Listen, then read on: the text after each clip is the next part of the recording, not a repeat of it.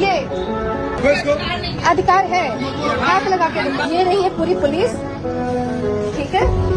और इन्होंने मेरा एफआईआर इसलिए लिखा क्योंकि मेरे एफआईआर में धर्म परिवर्तन लखनऊ पुलिस आने से पहले मैंने कम से कम 120 आपके जितने भी एसपी और पीपीएससी लगते हैं ना, सबको मेल करके आई हूँ यहाँ पे। 48 आवर्स से ऊपर हो चुका है और आपके यहाँ से अभी तक मेरा मेडिकल नहीं हुआ है।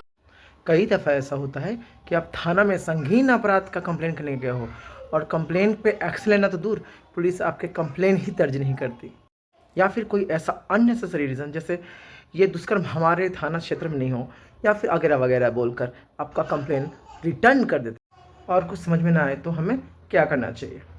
सबसे पहले अगर कोई संगीन जुर्म आपके साथ में हुआ हो और आप उनका कंप्लेन लेकर अपने नज़दीकी थाना में जाते हो, तो पुलिस प्रशासन का सबसे पहला कर्तव्य यह है कि आपका एफआईआर को रजिस्टर करते हैं।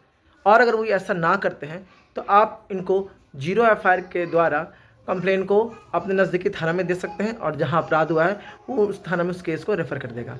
और अगर वो थाना प्रभारी केस लेने से मना कर दें तो आप इलेक्ट्रॉनिक माध्यम के द्वारा भी 0 एफआईआर कर सकते हैं। वो हर एक अपना क्षेत्र का एक ऑनलाइन पोर्टल होता है जहाँ पे आप 0 एफआईआर करवा सकते हैं। 0 एफआईआर की धारा हमारे भारतीय नागरिक सुरक्षा संहिता में सेक्शन 173 में जिक्र किया गया है। ललिता कुमारी वर्सेस स्टेट ऑफ यूपी में सुप्रीम कोर्ट का स्ट्रिक्ट गाइडलाइंस है कि आपको कॉग्निजेबल ऑफेंस के लिए बिना प्रिलिमिनरी इंक्वायरी बैठाए आपको एफआईआर दर्ज करना होगा, और अगर वो नॉन कॉग्निजेबल ऑफेंस है तो आपको पहले प्रिलिमिनरी इंक्वायरी करनी होगी।